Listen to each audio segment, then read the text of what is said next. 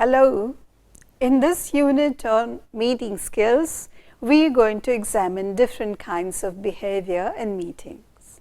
I am going to look at three primary behaviors in meetings.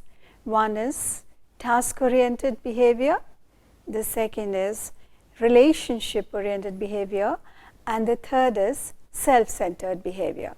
So, let us look at what kind of behavior people demonstrate in a meeting and what kind of behavior you possibly demonstrate in a meeting. What is the role you play in a meeting? Let us examine the different kinds of behaviors in a meeting and the different roles that people assume in a meeting. Whenever you go to a meeting, you would find that next time you go to a meeting, observe the dynamics of a room. You would observe that certain people seem to enjoy more authority than others. There are certain people within the room, in the way they are seated, the positions they occupy, irrespective of their designations, people seem to be listening to them, they seem to be paying more attention to them, and they seem to hold a lot of clout within the group. Even though they are not the senior most or they are not leading the meeting, it is they who seem to have the most important say in making a decision. So, next time you go, observe who owns the respect of the room, who is trying too hard, who is posing, who is apathetic. Take good mental notes, because the social dynamics of the room will tell you much about whom you ought to align yourself with and whom you shouldn't. Whether or not you are in a position of leadership, your ability to earn respect and get noticed is inextricably linked to your collaborations and interactions with other people. You must therefore know who will help and who will hinder your propensity to succeed. So, there are four primary kinds of characters: the leaders, the lifters, the loafers, and the leeches. How you engage with these four types of people will influence how effective you are in a meeting. Know your audience and their agendas, anticipate their behaviors, decisions, and attitudes. Have a plan of action that allow you to seamlessly navigate those dynamics in a way that will show your leadership patience, polish, and poise, your executive presence. Preparing for these dynamics on the front end will serve as the foundation to increase the probability of your success on the back end of a meeting. Now, let us examine three kinds of behavior. We will begin with task-oriented behavior. What is task-oriented behavior? Task-oriented behavior is behavior which is directed primarily at completing the task. You want to focus on completing a given task, and people who demonstrate this kind of behavior are as follows. The first kind of task-oriented behavior, the first kind of individual is the initiator. Who is an initiator? An initiator is a person who initiates ideas.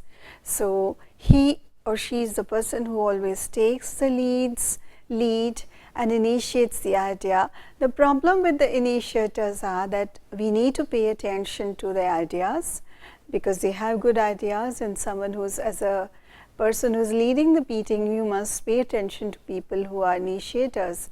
But mind you that some of the initiators get so carried away by the role they are playing and the importance they get, that they might initiate ideas which are not quite relevant to what you are meeting for. So, watch out, but do not ignore the initiators. The second kind of role, the second kind of individuals who are task oriented are information seekers.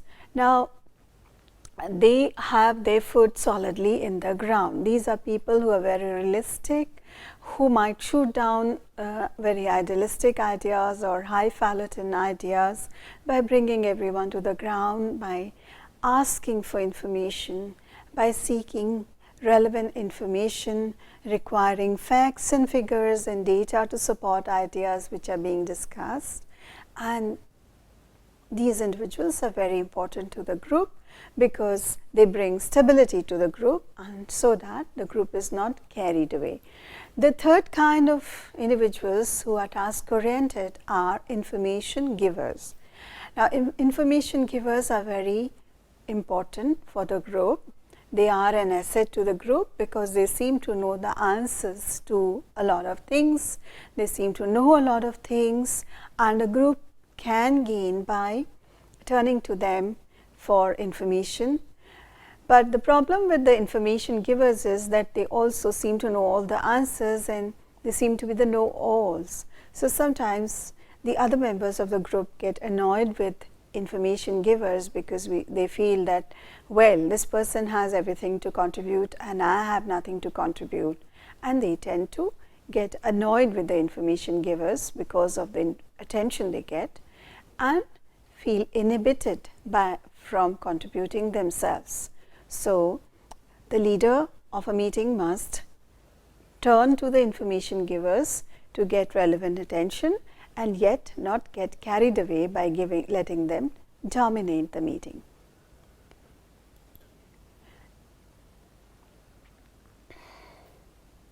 The next kind of task-oriented behavior is an individual who is a clarifier. Now, this clarifier helps to give a good recall to whatever has been discussed. Frequently in meetings, discussions go haywire, they go off the tangent, and the clarifier will interrupt and provide paraphrasing techniques to properly define issues. Now, if this kind of behavior is not immediately noticed within the group, the team leader should adopt this behavior and clarify and bring the meeting back to the point.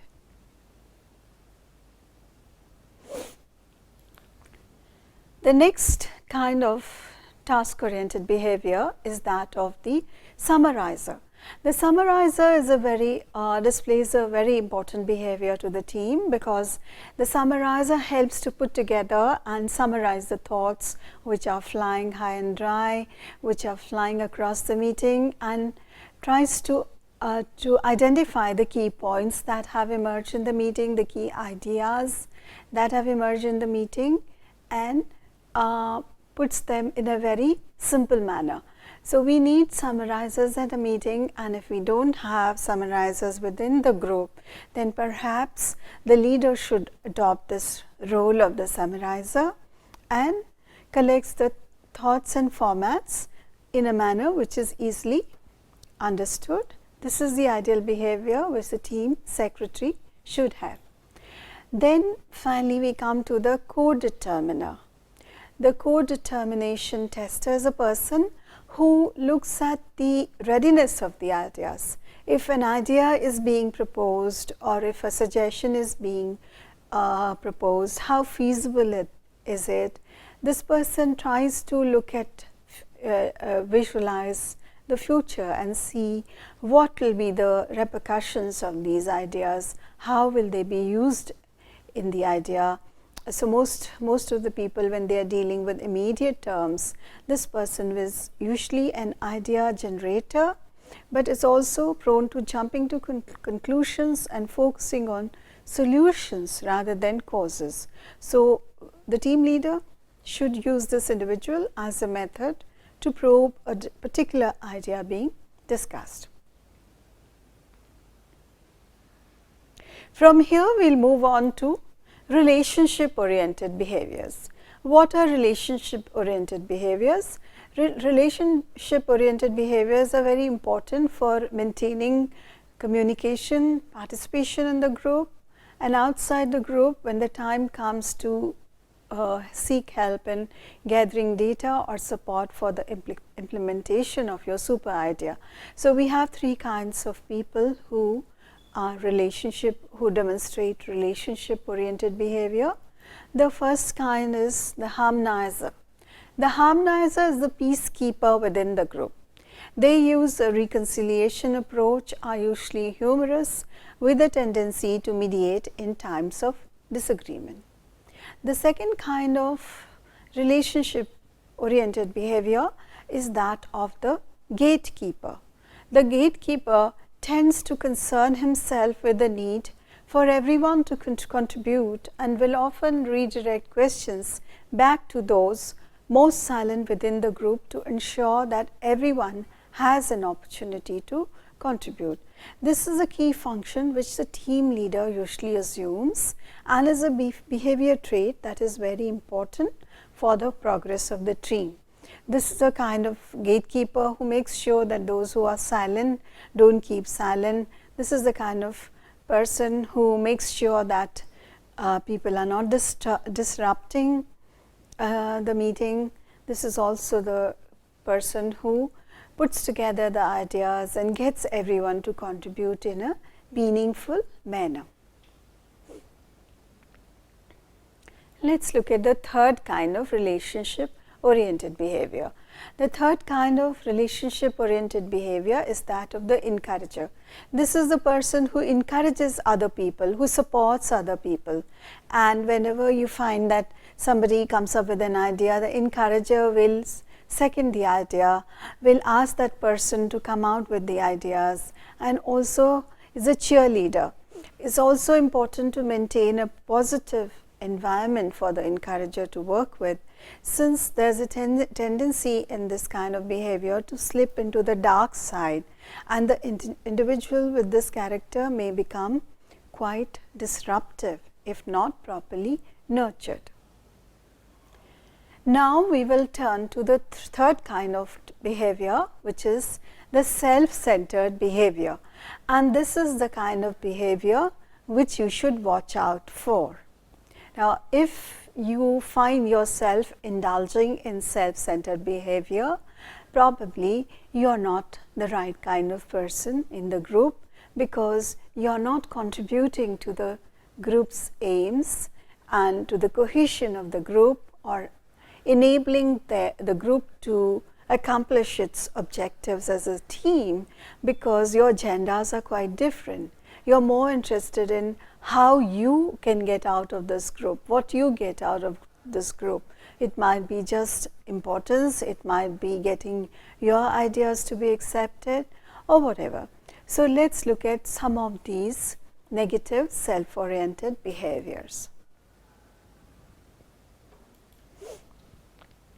I missed out one more task-oriented behavior, the task-oriented behavior of the compromiser.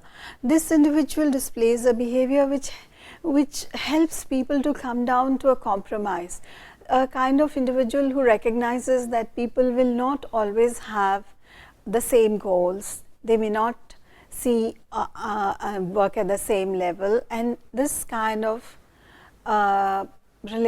person will try to bring people who have different ideas or different goals to come to a compromise, because this kind of person is more down to earth and less idealistic. So this kind of person is very important because they promote modifications of ideas, concepts and views when particular ideas are seen to be in conflict with others. Now we come to the tester. The team worker with this behavior acts as a quality inspector who checks to see whether the group is satisfied with the decisions being reached. Remember, what was the objective of a meeting? Not only to get the job done, not only to accomplish its objectives, but also make sure that everyone goes out looking happy. So this is the role of the tester. The individual behaviors, this behavior seeks the assurance that everyone is in agreement with the issues being discussed and that the decision is valid for the team to continue pursuing this topic. Now we come to the third kind of behavior, which is the self-oriented behavior. So the behaviors we have seen so far, the first was task oriented behavior and the second was relationship oriented behavior. Both these behaviors contributed to the meeting, to the cohesion of the group, and enabled the group to move closer towards its goals. Now, individual behaviors also tend to be negative. Now, these are called self-oriented behavior and they tend to be counterproductive unless they are effectively dealt with. Let's look at some of these behaviors.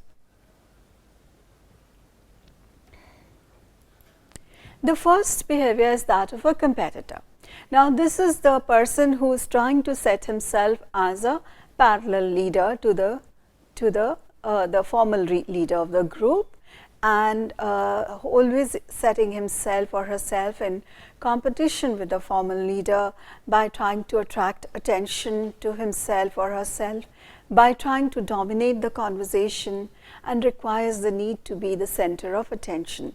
Now, such kind of people tend to work towards personal goals, to come out looking great at the end of the meeting, to get their point of view accepted, to have the final say in the meeting, rather than to work towards the cohesion of the group and to get the group to work together.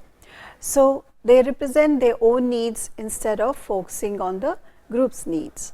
Now, how do you deal? The team leader has a responsibility to deal with people like this. What can the team leader do? Now, in order to make this kind of informal leader, the competitor, feel important, the team leader can deal with this kind of person by acknowledging the ideas or the paraphrasing the competitor's input and redirecting it towards other members in the group. The other method is to simply acknowledge the competitor's input and shift the attention elsewhere. From the competitor, we move on to the disruptor. Now, we will find that in every meeting there is a disruptor whose intention is just to disrupt the proceedings and who's shooting spitballs, sitting in the back of the room and who's fooling around, rejecting ideas. This person dislikes control and structure, so the team leader should be very careful to establish the proper structure for the meeting, but avoid being too rigid. Too much fooling around will distract the team, but also remember that team meetings should also be fun. So long as you can rein in the disruptor, let the disruptors be around, but mind for the disruptor. The third kind of self-oriented behavior is that of the depender. Now, this kind of behavior is in a person who is timid, who is not assertive, who always allies himself or herself with a powerful group, who hasn't learned to go off the apron strings because they would always rely on an authority figure. And you would find that such kind of people, the dependers, will sit close to an authority figure. Even if they are not sitting close to an authority figure, they will seat themselves closer to the people who are powerful in the team, and they would direct their remarks to either to the authority figure or to other members who hold authority, rather than talking to the entire group. Now, for this kind of person, for this kind of behavior, it's important for this kind of behavior to find acceptance for the authority figure. So, most of the time this kind of depender is trying to get the approval of the authority figure, to get into the good books of the authority figure. Now, the team leader usually feels flattered by this kind of dependency and the yes sayers who always say yes to whatever the team leader says, but in order to get them out of the dependency syndrome, the team leader should refer to the person to the group to reinforce the unified effort of the group, rather than relying on a structure of authority. And then we come to the skeptic, Who is a skeptic? A skeptic is a person who's always shooting down others' ideas, who has no trust in the others who are present in the meeting, and who is always doubtful of the intention of others. So whenever an idea comes up, the skeptic tries to shoot down the idea or always responds with a but. This individual tends to lack trust and respect for other team members when specific ideas or points of view are being made. So the team leader should be very careful to foster an environment of trust. Instead of rejecting the skeptics, because it's possible that the skeptics have something important to contribute, and perhaps their lack of enthusiasm in the ideas which are being proposed by another can actually help to provide an alternative point of view, or provide healthy dissent to what the consensus in the group is. They can be made into useful contributors to the meeting by dispelling that feeling of distrust. Either the team leader can do this by asking for their opinion, by winning their trust, by seeking their opinion, or informally talking to such skeptics by asking them how an environment of trust can be created so that they can contribute to the team. So this means maintaining openness, fairness and objectivity while eliminating the negative tones which the skeptic tends to introduce. And then finally we come to the abstractor.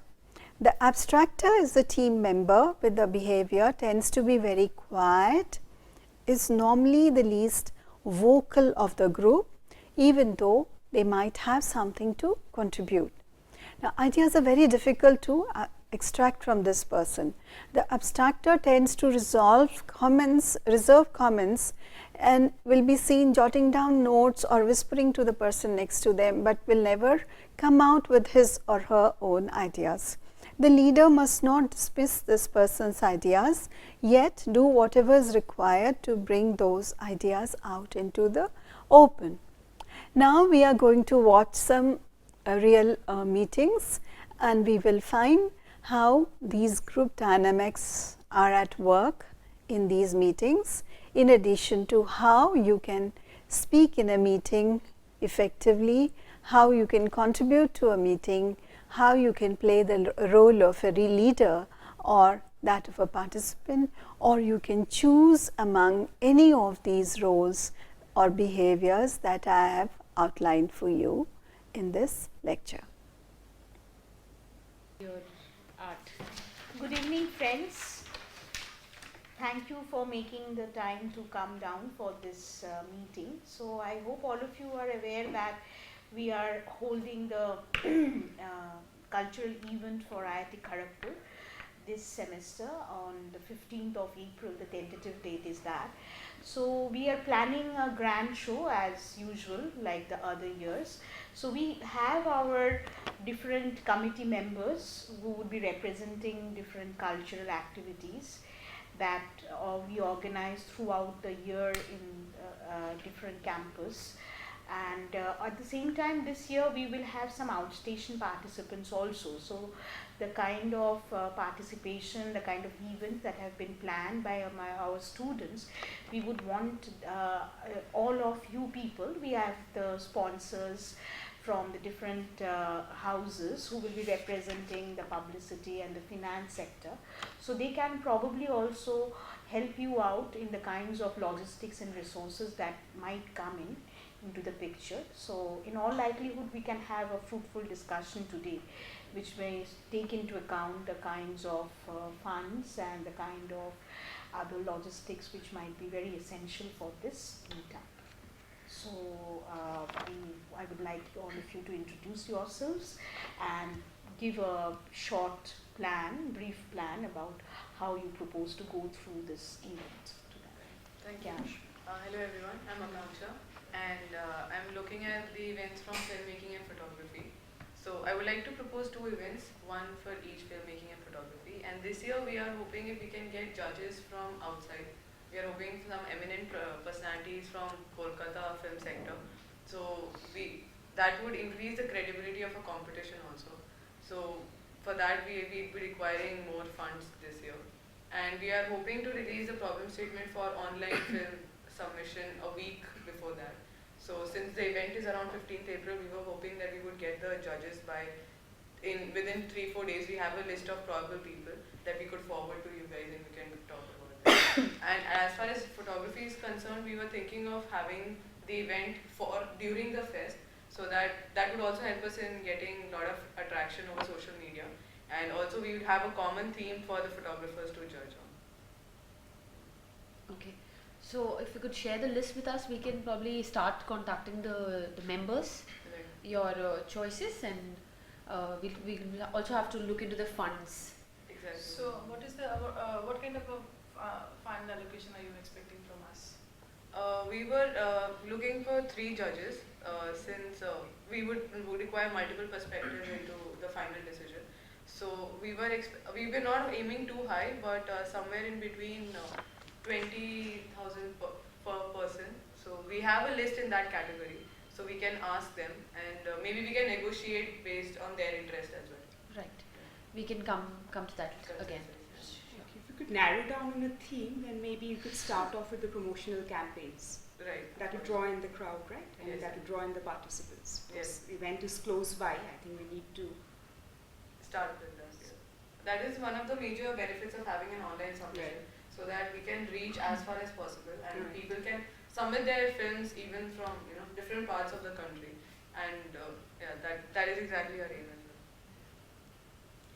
well. Good evening, everyone. I am Prakash Srivastav. I'm handling the dramatic events for the cultural meet. So as you know from previous editions, Dramatics is one of the most highly anticipated and participated events throughout the meet. So this year we have 3 events in the pipeline. One is the usual stage play event, which sees a lot of enthusiasm from students all over the country. The second is a solo event. It is a single person mono acting event called I, Me, Myself. And the third is a street play event. The way we want to plan our events right now is we want to hold regional auditions in different major cities throughout the campus. We will be starting that very soon. So in case you guys want to exploit that opportunity as a publicity measure, we would encourage you guys to give us promotional material that we can use in different cities. That will, I believe, expand your reach to a larger area apart from the campus itself.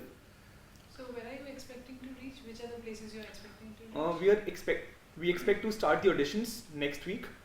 We'll be starting with Delhi, which is the center for the northern region. Apart from that, we hope to have auditions in various other places like Kolkata, Pune, Bangalore, and other major cities. So that, I believe, would be a major step towards increasing our penetration to different regions of the country and having a larger attendance in performance base. Do you have any particular institutions in mind? We are trying not to let previous prejudices and college reputations get into our criteria. So we'll keep the auditions open for all colleges, and we expect to have at least 10 to 12 institutions in every city participating in the prelims. After that, the best teams that we have for every center, we'll be inviting them for the finals in the institute itself. Okay. Prakhar, have you jotted down the genres which you would consider? In previous editions, we have tried to use this tactic, but this year we are planning to keep the event genre free. We want to attract participation from as many different and varied fields as possible, different themes, so that we can have a wider range and that would have variety. Yeah. But I'm afraid auditions in all the metropolitan cities will incur a lot of. Yeah, so that is one place where we will require major financial assistance. But I believe that the returns for such investments would also be very good, because in the previous editions we've seen that the penetration among the regional areas, it has almost saturated. So if we want new participation, more interest in the event itself, we need to expand beyond the eastern region of the country. And I believe because the institute itself is so widely renowned and the fest is also very popular among students, we should get a sizable amount of audience and participants from various colleges, which should ultimately give you back the returns. There is I one hope- more thing. If you sure. could include social themes, I think that would do good for our brand image. Something which we could bring up social issues. I agree with you completely. And as I said, we have a street play event, the Nukkad event, Right. and that commonly sees a lot of social themes being played upon. So if you want, we can specifically theme it as such, but I don't think that is explicitly necessary. Such themes automatically tend to recur in the Nukkad section itself. So I hope that answers your concerns. If I may suggest, we can incorporate the social aspect into online as one of the topics of online movie submissions. Right. So we can have a social topic and then leave it up to interpretation or some sort of.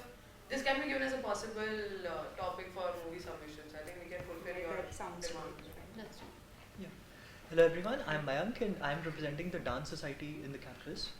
So the thing is that dance in general brings in the largest contingent from like all the participating institutions, because in any dance form, like except a duet, like in a duet only 2 people are there, but in anything else like they need like at least 10-15 people, and then supporting cast and their material as well. So for each of these dances, like they'll have like 30 people.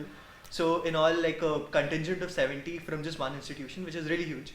So this year, the plan is pretty similar to everything that has happened before, and it is that we'll hold 3 events. One will be a stage event, and along with that, a duet event, which will be held right after that. And so these 2 could be marketed together, because like a lot of people who come to the fest are likely to sit through both of them and enjoy the performances. And the 3rd event would be a street dance freestyle sort of event. So I was thinking of holding it in the badminton court, which has like 2 levels of viewership allowed. So basically what we need is, in these events, like this is a very subjective event. Every institution has their own idea of dance form that they want to portray. So we need judges, and we need multiple judges from different genres, like classical or freestyle or like Bollywood masala, something like that. So all of these, and we have prepared lists for each of them in the price range that we are expecting to keep our prize money, as well as like the sort of prices that we can pay, and like keep our profits, like taking our profits into account. And this was till now the general idea, that we'll have 3 judges, 3 events, and like we could have a national like selection on very similar lines as dramatics, because it is equally competitive, and like this could be held along with the dramatics events, because both of these would generally need an auditorium and everything. So that would ease your life in terms of like marketing and like promotion and branding, as well as the logistics in general. So. And as far as the stage events are concerned, will you be requiring passes? I mean, will the participants require passes, or to be a free So what we were thinking is, the stage events would generally, like apart from the prelims, which will be happening in the different cities, like during the actual event, there are 2 different entrances. So I don't think we'll need anything else apart from like the general, like the money that they paid to get just the ID for the entire fest. So that should work enough for the spectators, and all the participants should have their registrations ready beforehand by registering on the website and everything, and like having paid their fees as taking part in the event. Something that you just mentioned, like 60, 70 people from each college. Yeah. So once like people in such numbers come in, we also have to take care about their food and accommodation and other logistics. Do you have like, So the thing is, we don't generally take care of their food. We just provide them with ample like places. So the campus already has enough such opportunities. will that be taken care of by you? So we are just more interested in the events as such. So in the organizing team, like as such, you guys, so the finance team will have to like work with the organizing team, which will be chairperson. Yeah. Now. See for the Can I put in a sponsors. word? Yeah. I think that would be what they are saying is a very crucial part, because time and again we have found that sometimes there are a huge rush from outstation candidates too. So in terms of giving accommodation, we have ample spaces, but the kinds of logistic supports that we need, that probably we would want the sponsors to, where we want the sponsors to come in. So ideally I would request them to give a list of the kind of participants that they are expecting for each event, which might be possible in a 10 days time frame. or 15 days time, 10 days time frame. So accordingly we can pass those informations to you. So the logistics plan must be put in place along with the venues. So if I could add another point, Yeah. with the logistics point, what we could also do is, like, we could approach some sponsors based on the type of events that we are working for. So let's say something like dramatics, we could work with NSC, the National School of Drama, and get in people from there and like give them some publicity, so they would be willing to pay. Or like with dance, something like Shamak Davar, which generally happens, like there is a free for all event on the lines of salsa, so which is generally organized by them. So we could ask them for publicity, or other dance schools, and all of these could be done in conjunction with the prelims wherever they are happening. So you could approach those regional like dance schools as well, and that would draw in the right crowd as well, because like there is promotion as well as like the right people are getting to know about it.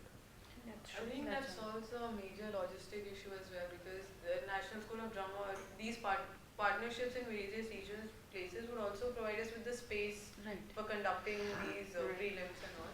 I have one concern. As I said, for my event, we are planning to conduct prelims from next week onwards.